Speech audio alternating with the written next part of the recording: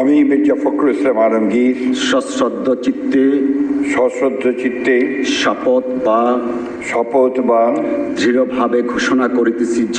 দৃঢ়ভাবে ঘোষণা করিতেছি যে আমি আইন অনুযায়ী বাংলাদেশের রাষ্ট্রপতি পদের কর্তব্য বিশ্বস্ততার সহিত পালন করিব।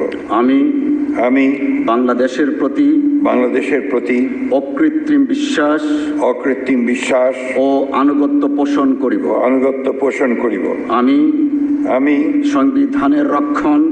সংবিধানের রক্ষণ সমর্থন ও নিরাপত্তা বিধান করিব এবং আমি ভীতি বা অনুগ্রহ অনুরাগ বা বিরাগের বশবর্তী না হইয়া সকলের প্রতি আইন অনুযায়ী যথাবিহিত আচরণ করিব। ধন্যবাদ।